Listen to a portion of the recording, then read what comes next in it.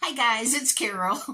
I made a video and I didn't have any lipstick. I apologize. I know it makes me look dead.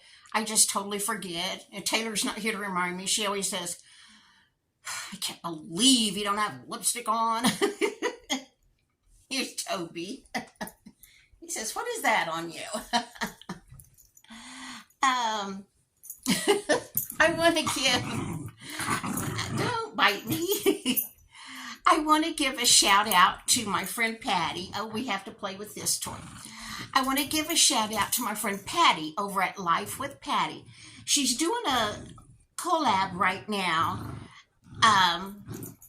And what they're doing for the month of June is they're doing something with a clay pot, a terracotta clay pot. Can't even say it. Anyway, go over to Life with Patty. I'm going to stick a picture of what she did with her pot in right here. I think it's the cutest thing. I can hardly wait till Taylor comes home from her other grandma's because she'll want to make one too. And we will see what we can get done. But anyway, here's Patty's clay pot. Say that 3 times. Patty, I love how you painted and decorated your pot. That is just the cutest thing ever. You are so talented. Patty does all kinds of crafts. You will love her channel. You have anything to talk about? Oh, no, my arm was just in it. I was putting my hair up because my neck was hot. Oh, let me tell you something funny I thought of when you were talking. Okay. McDonald's has a Twitter account, I guess it is. And they put a hamburger and a French fry emoji. And then somebody said, is the ice cream emoji broke too? Our McDonald's, honestly, hardly ever has ice cream. You can show them my coasters. Casey went to Hobby Lobby to get her some towels. Her dad and stepmom have a fifth wheel camper thing, you know. And so she went to Hobby Lobby to get a towel that says, we love camping or something like that. Yeah, happy camper. Happy campers. And she's going to make one of those kitchen towels that you sew the pot holder on, which we need to go get. For her stepmom. Sweet Molly girl. Anyway, while she was in Hobby Lobby, she saw these. They're coasters to go in where your cups go. So she got those. Casey, can I tell them about your arm surgery? Yeah. Casey had a bump on her arm. Was it a mosquito bite? I have no idea. I don't know. It just started out as a teeny tiny bump, and I thought maybe it was a pimple, but it never came to a head, and then it just kept growing into this big scar tissue. Yeah, I think you must have scratched it a lot. Maybe. You know how she said the dermatologist said her skin overheals? She wasn't joking. Casey's skin does something. I always thought it made keloid scars.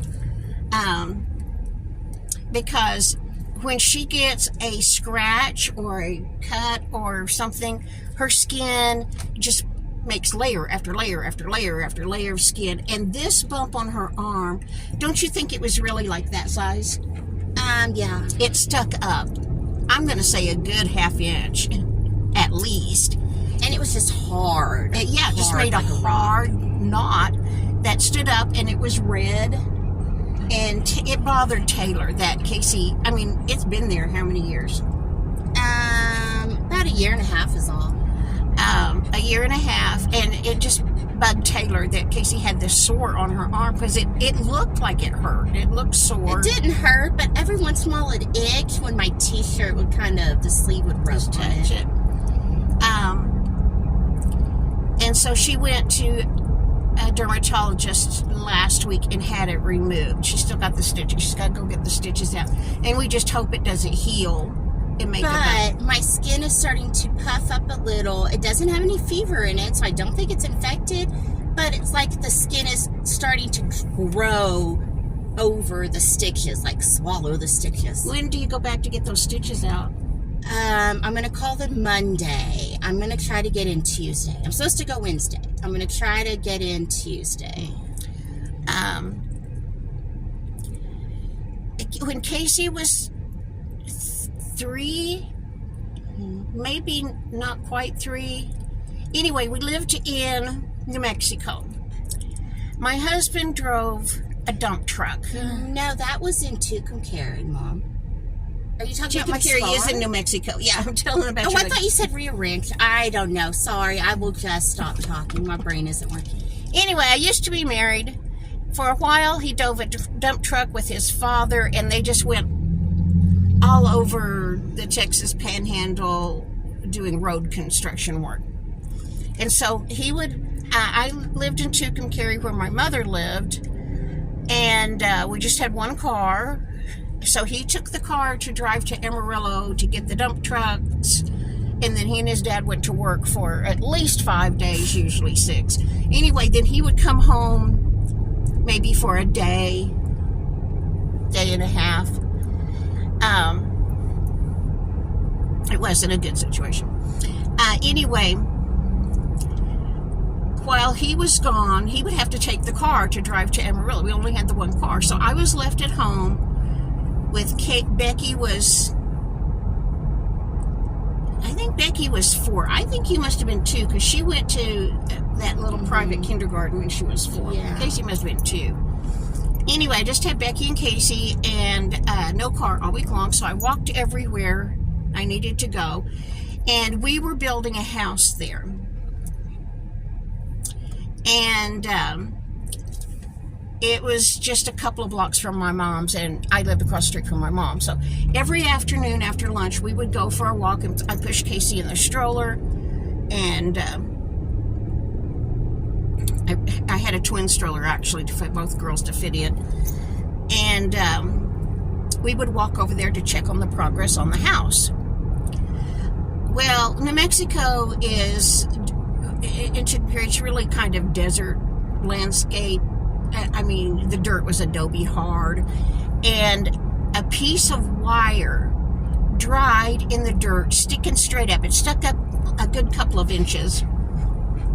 Just a wire, probably off of, I don't know, chicken wire or something. I don't know where this wire came from, but anyway, there was a wire sticking up, and Casey got out of the stroller to walk around, and will you get Molly?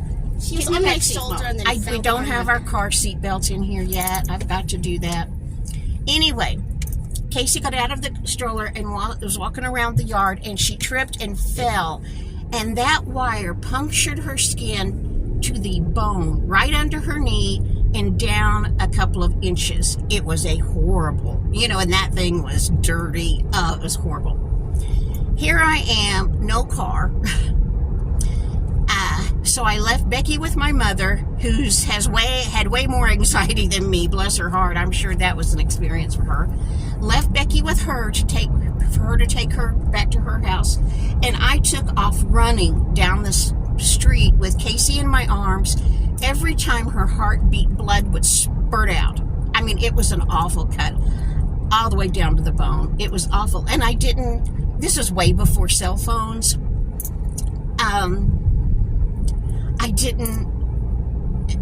Everybody was at work. I didn't know who to call, where to go to find somebody to help me or to use the phone. And I finally went to a house that had a car in front of it. It was a boy and his girlfriend home from school. Having a good time, I think. Anyway, this young man, he was like 15 or so.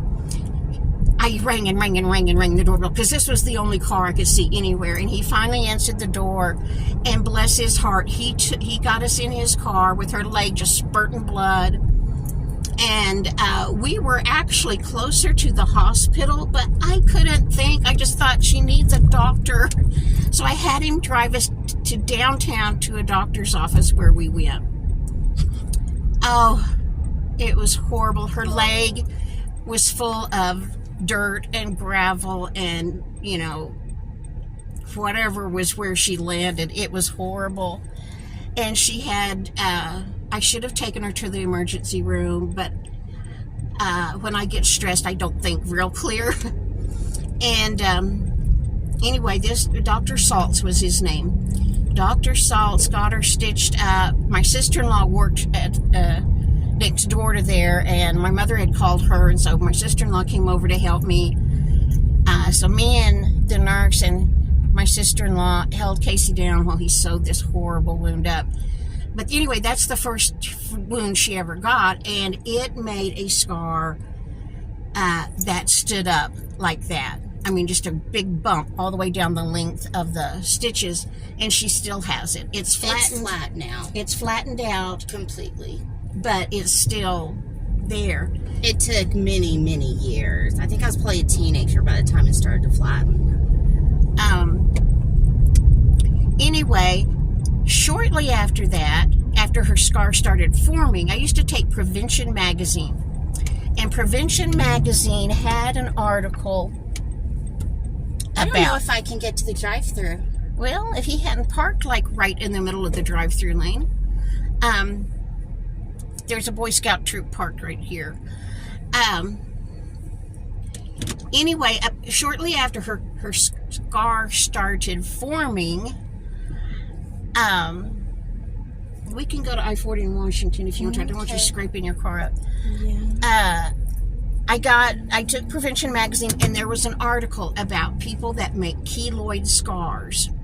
It's usually people of color that make these scars. If you've ever seen a movie that had slaves in it where they were struck on their back with whatever and it made scars like that, that's how her scar looks. Anyway, it said, don't ever get your ears pierced because it'll make a big bulby scar here. But she wants to try it, and I will support you getting your ears pierced, and when the big knot of scar tissue forms, you can just hide your hair and put your hair over it, because she has always wanted to have earrings, bless her heart. So the only way to know is to try. But anyway, and then when she went so I've always told her she has keloid scars. She has keloid scars from and if it's not a keloid scar, I don't know why my skin would heal that much. I don't know, but that's a good dermatologist you went to. So if she says your skin just overheals, okay, I'll take that. But anyway, when are you going to go get your ears pierced? I don't know, because I keep getting scared that I'm going to have these huge bumps on my ears. I have shown her pictures on the internet of people who have had their ears pierced and now just have this lump of Yeah, because there's been a lot of people that tell me, oh, my skin does that too, and it's fine. But then I've seen these pictures where, yeah, I mean, it keeps growing like an inch out. It's horrible. Yeah. And they have to have them cut off, and then it can grow back. My doctor told me there's no guarantee that this scar from cutting that bump off won't make one of those huge scars. I'm so glad we're making this happy video. Never know. Anyway, it's okay. It's not a big deal. What street are we on? We're on 34th and Western. Well, no, we're on almost I-40 and Bell. We're in Bell. I don't know where we're at. Well, go down third, whatever the street is. Oh, we were going to go to that Dairy Queen on Western and the Boy Scout troop with their so I was going to go to I-40. So we're at I-40 and Western. We may see some water. If we see some water, I'll flip it around, because we're getting close to where the flooding was really bad. I just don't want to. In fact, I think I'll turn you around. Do you want me to keep? This is my Dairy Queen hot fudge sundae. This is a Yucca, state flower of New Mexico. You just drive and do what you have to do.